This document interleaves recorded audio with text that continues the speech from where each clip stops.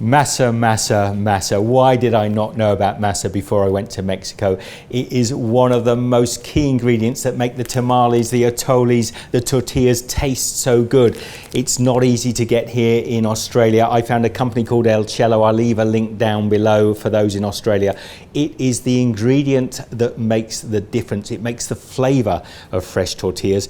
We can't get it fresh here, but if you're interested, I am going to be showing you how to make nixtamalized fresh masa on Steve's Kitchen in a later episode. But in the meantime, we're using dried, and today I'm going to show you how to make delicious tortillas very simply here on Steve's Kitchen.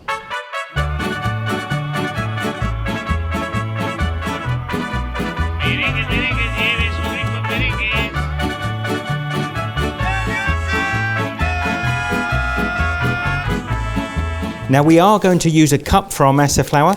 I'm going to loosely pack it into the cup, and a cup makes about 8 tortilla.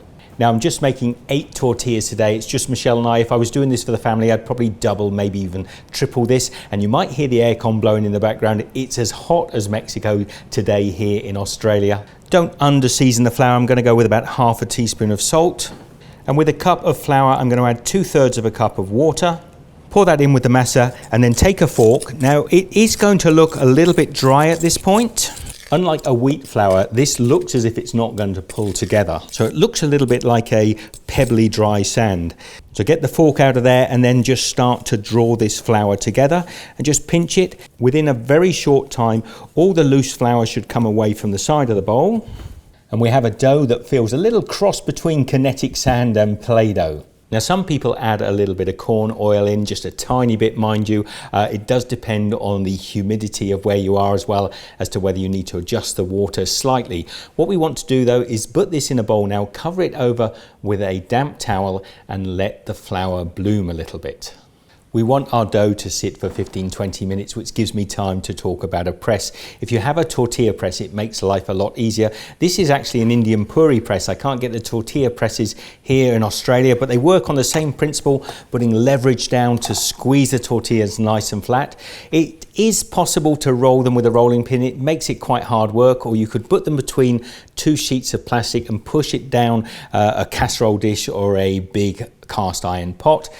Now, talking about sheets of plastic, I like to get this plastic you get in the butcher's section in supermarkets or from butchers themselves. It's food safe and it doesn't stick. It's really fantastic. Some people use Ziploc bags where they just cut them open. They work well, but trust me, this butcher's paper, or plastic, it's not paper, it works fantastically well. So our dough now is lovely and malleable. It's not sticky. And when I say about the flour blooming, it's absorbing that moisture.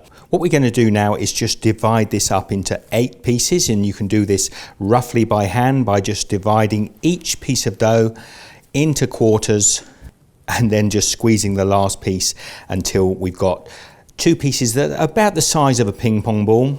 Now I like to roll them together to get them fairly smooth. But it's also important to keep them covered with a damp cloth in between any parts of the preparation so that you can make sure that the dough doesn't dry out too much. Now, if you want to be super accurate, you could weigh these pieces of dough out, but over time you get used to making them and they don't have to be exactly perfect. So 8 pieces of dough, I'm just keeping them covered and keeping them moist. I love this little Puri press. When we're ready, a piece of paper onto the base of the press. So we like to put the ball into the center of the press. Now you will find that it will be a little uneven as you press it. You could move it slightly towards the back. Pop that down, a gentle press, not all the way down just yet, because what I want to do then is turn the tortilla around. So now the back's at the front, front's at the back. Pop that down and give it a much firmer press. And what we're going to have is this beautiful tortilla. It should be paper thin or reasonably thin and holding together nice and firm like that. Now they are crumbly. If you actually try to fold the tortilla, it will crack quite easily. This is not like wheat flour with the gluten that holds together. You do need to cook this to make it bind together. Now in Mexico they cook the tortillas on a comal or a flat steel base, so try to use something similar like a cast iron pot, and we want to bring it up to a nice hot heat. Now I've just brought the tortilla over to the pan. Now cooking a tortilla is a little bit like searing a steak. We pop it down face down, and at first the tortilla won't slide around. We just want to seal a little dry skin on that side of the tortilla. And this only takes about 10 or 15 seconds.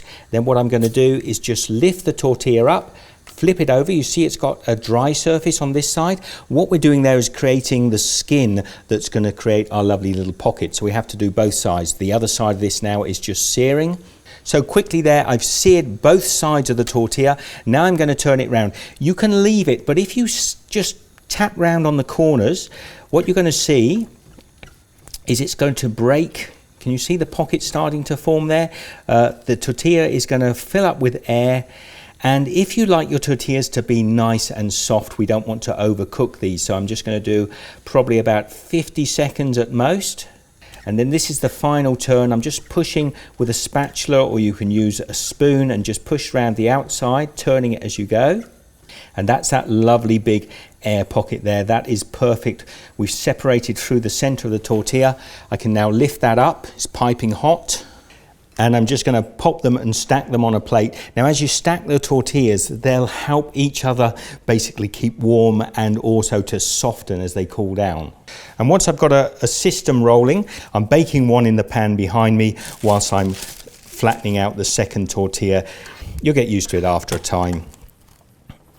So pop it into the pan, we turn it over, and we're just getting that little skin. Like I say, it's only a few moments in the pan.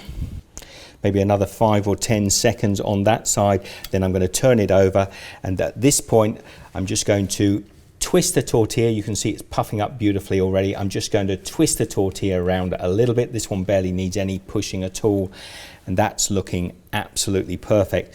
Now if I turn that over and just do the other side, get a little bit of color on it, man, it smells great in here. We've got these beautiful soft tortillas. They've all got those lovely pockets in. Imagine a couple of these, some carnitas in the street. Takes me back to Mexico. Probably what we're going to do is put a bit of cheese and maybe some refried beans, make some quesadillas. This is not alchemy, but it's close to alchemy. This is food at its very best. Beautiful, soft tortillas made with masa.